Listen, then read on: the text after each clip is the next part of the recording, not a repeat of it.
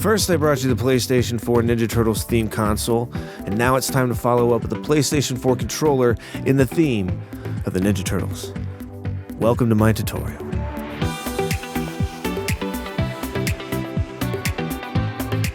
Thank you for watching the video. If this is the first time you've seen any kind of video like this by me, welcome. It's so happy to see you here. If you want to stick around, I got a lot more stuff on my channel, a lot like this, so feel free to check that out as well as, watch this video. Watch this video. And if you like me enough, then go do all that. Don't want any posers or people fronting. So you better not be fronting. That's all I'm saying. What? I'm sorry. All this anger. I don't know where it's coming from. You can choose to do any theme that you would like. It is completely up to you. It was just this particular project I was doing. I was working for somebody who wanted a PlayStation 4 in the Ninja Turtles theme and a controller to match. So I'm going to show you some pretty cool tricks in this video.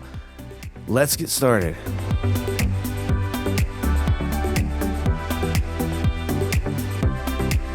The items we're going to need for this project are very simple, very easy items to get a hold of. We're going to get some paint. We're going to make sure to get some primer, some paint, and some clear coat. We're going to make sure to use 400 grit wet or dry sandpaper for our sanding. 400 grit is very, very fine. When you go to buy sandpaper, you should see a number on the packaging, 200, 300, 400, you want 400. That's what you're after. We're going to want to get ourselves some clear water slide decal paper for the graphic. Now, on the back of your controller, there's a sticker, which I have already removed, and this is off somewhere safe so that I can safely reattach it later if I choose to do so.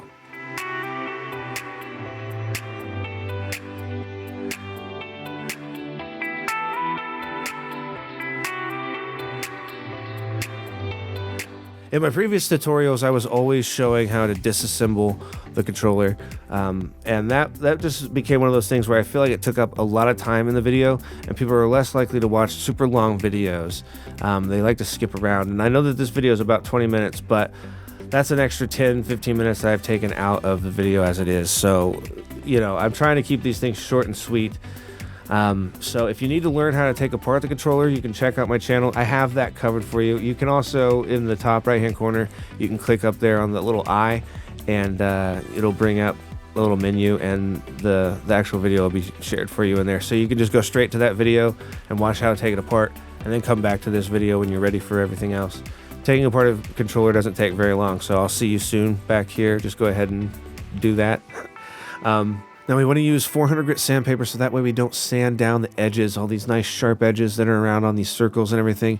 We don't want to wear those down and beat them down, so make sure that you're using 400 grit sandpaper. I'm just going to keep saying that, and so that way you know what it is. Hopefully you're writing this stuff down. I need 400 grit sandpaper. I need primer. I need clear coat. I need buttons. I need blah, blah, blah. You be doing that, right? You ain't fronting. Remember what I said about fronting? Yeah, I'm watching you, man. I'm watching you.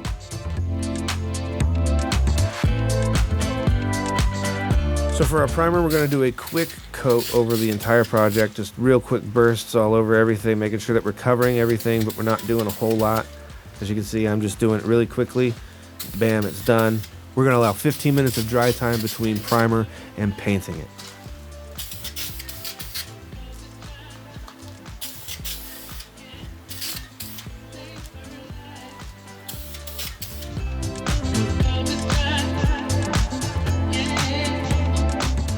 While your primer is drying on the project, we're going to go ahead and take our paint and we're going to set it down in some hot water here. This allows just enough time for the paint to heat up to a really good temperature to where it'll go on really nice and evenly, and you'll end up using a lot less paint. So make sure that you're heating up your paint at this process and in between coats in the future.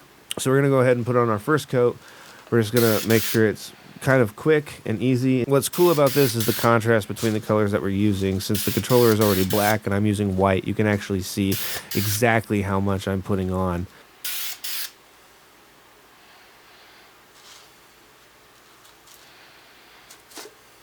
Moving on to our second coat, we're going to hit it a little bit heavier to at a point where it's just looking barely wet. You can also still see that there's some black soaking through on this, and that's fine because we're going to end up cutting that out entirely with our third coat.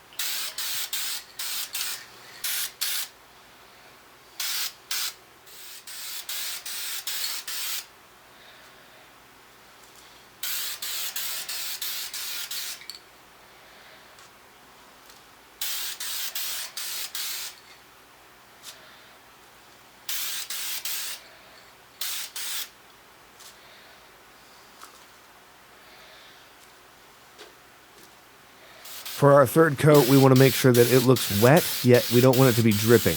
So at this point, it should kind of have like a nice gloss to it. So make sure you're in a well-lit area so you can judge glossiness. So just to recap, our first coat goes on really quickly, hardly anything to it. Our second coat is just a little bit thicker than that, and to a point where it looks just barely wet. And our third coat, we actually want it to look wet. Our difference in coat is, you've noticed over the time, like my first coat was quick, the second coat was a little bit longer, and the third coat being the most paint applied, yet at the same time not being entirely over generous. Hopefully while you watch me do it, you can get a really good grasp of how that works.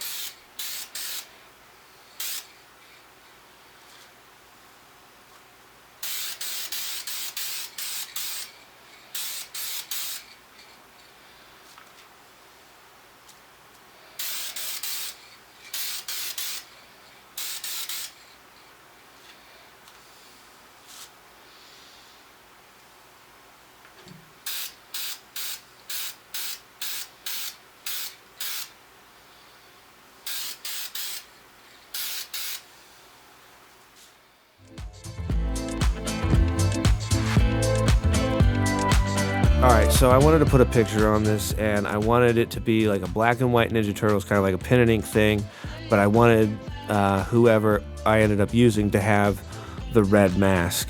To find that, I just put in those black and white, red mask, that kind of thing.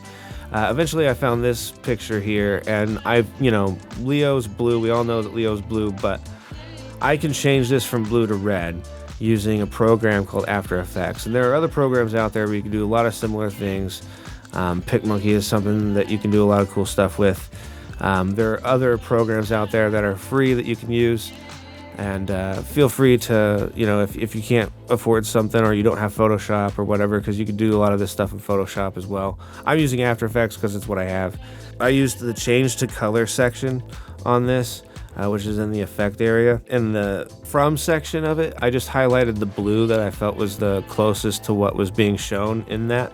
And it just automatically turned it to red for some reason. And I was like, well, hey, I'm not complaining. Like, that's easy. You might, in the to section, you might have to make it red, and you might have to work around until you get it exactly the way you want it.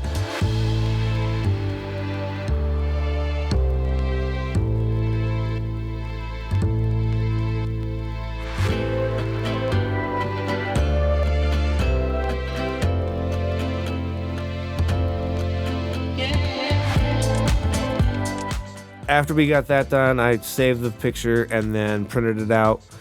And once it's printed out, I'm going to use a clear coat to color it over with, so that way it's going to protect the ink that's just been printed on this paper. Because we're going to set this in water, that's how you apply it. So you have to clear coat this before you do that. And you're going to allow an hour of dry time after you've clear coated, at least an hour. I usually go for about an hour and a half, and then I'll cut it out.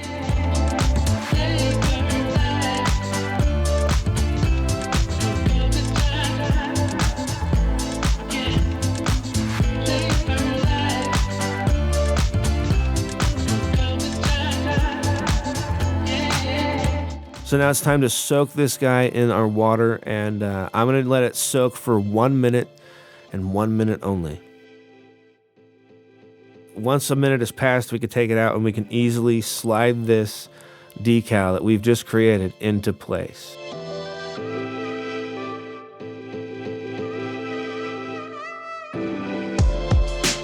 Now I kind of wanted mine to adhere to the controller's curves a little bit more, so I just found areas where it was a little curvy, and that way it made it a little bit more unique. It didn't just look like there was a sticker placed on it, I wanted it to look really good. So finding these areas here, I kind of like the way it turns out. Once we've got that into place, that's the nice thing about water slide decal paper, is it's very forgiving. You can move your stuff around until you find out exactly where you like it. Once we're done with that, we're just going to let that dry for 24 hours and we'll pick it up again tomorrow.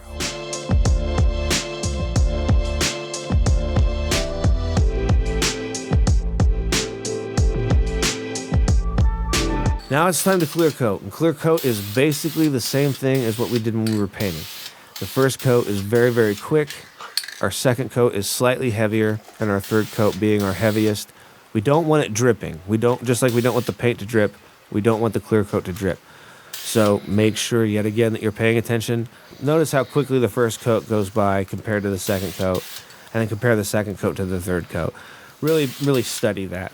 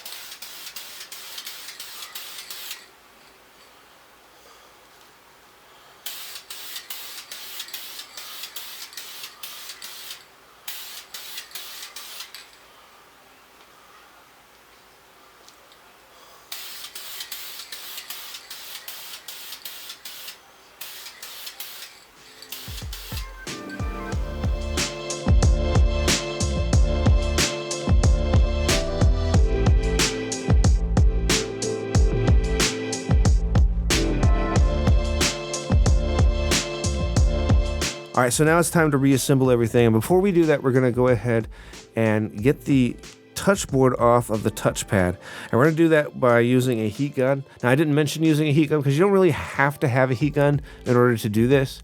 It just makes it a little bit easier. It heats up the adhesive that's in there, which is very strong adhesive. So this heats that up, and it helps you pull away the touchboard a lot easier from the plastic on the inside of it. I suggest use a plastic knife. I'm using an X-Acto knife. If that's all you can get a hold of, go ahead, but please be careful. Please be careful. Sharp knife cut baby, when we don't want that. This is, we want this to be nice and fun, and it'll be great fun until you slice off your goddamn thumb and then blame me. And I didn't do it. I'm telling you to be careful. Wear gloves if you have to. So we're just gonna immediately attach this to the new touchboard. Now, you don't have to go out and do it this way. If you would like to just paint it, if you're like, oh, that seems dangerous and I don't want to, I don't sharp knife cut baby, and you're afraid, and I get it. Like, you can just paint and that will work too. You can even put a water slide decal on the touchpad and it'll work. I'll even do that in a tutorial sometime, but for now, just believe me that it'll work. I promise you it will work just fine. So long as you reattach everything back together inside the controller. During this part of the tutorial, let's keep going. We're gonna put our joysticks in. We're gonna put our joysticks into place, otherwise our thumbs ain't gonna know what to do. It's gonna be very lonely without those buttons. And look at the beautiful buttons that I got. I mean, I didn't really talk a whole lot about them earlier. I purchased these buttons. I find that purchasing buttons is just a little bit, it's easier. It's smarter in the long run. Especially I like finding the ones that have the X and circle and triangle and square like on where they go. You know, it looks great that way. It helps everything have like a nice professional touch to it. Another thing to notice is that the X, triangle, square, and circle buttons, they all fit in their own slot, so it's really impossible to get those mixed up, but I did show a diagram, or I'm showing you a diagram. There's a diagram for you to be able to see what it's supposed to look like. Next, it's time to put in our share button and our options button.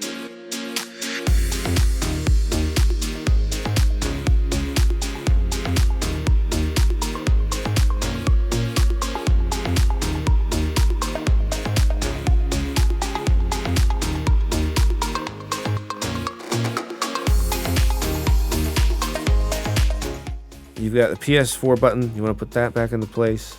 Can't forget that.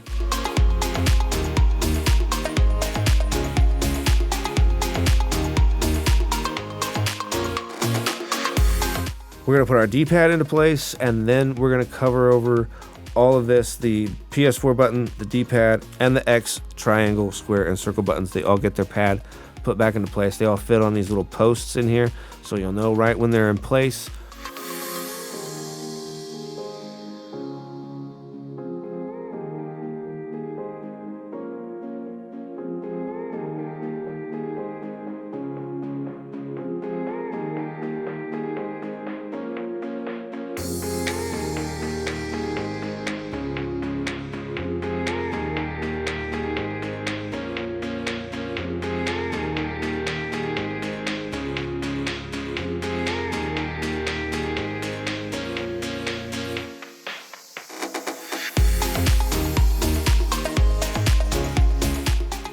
Then we're going to put our touchpad in, and the touchpad goes in from hooping in from the top, and you just close it shut.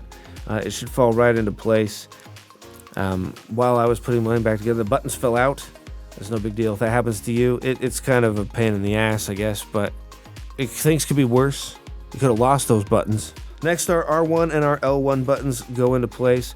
Now, this is the part where if you're using a second generation controller, most of the buttons, unless they're specified second generation controllers, this part of the buttons won't work. So unless you buy buttons that specify that they're made for the second generation controllers, you're going to end up having to paint this yourself. So keep that in mind. Good thing you watched this video to the end. Otherwise you got yourself into a project, and now you're at this part of the tutorial and you're going, ah shit, I should have watched the entire tutorial before I started this myself, fool. So our R2 and L2 trigger buttons are the next calamity. This is the part that this is like the most tedious part, because you have these little springs and they have to be in a specific place facing the touchpad. So these hoop onto this little post here, and then you want to make sure that they fit down into the slot underneath that they're meant to fit into, and that they are helping project your R and L trigger buttons. I mean, that's what they're there for, is just a bounce back. All right, now what we're gonna do is we're gonna feed our ribbon cable through this little hole here, and we're gonna pull it through, and then we're gonna immediately attach it right where we took it apart. Now we're gonna take our silver screw and we're gonna screw down the controller board, and we're gonna check our buttons to see if they feel right. So at this point, it's very important for you to go ahead and, you know, feel your D-pad, feel all the buttons, feel the joystick, feel the touchpad, feel the home button. Make sure they all, you know, feel like they did whenever you took it apart. And moving down to the bottom of the controller, we're gonna use our 2 black screws.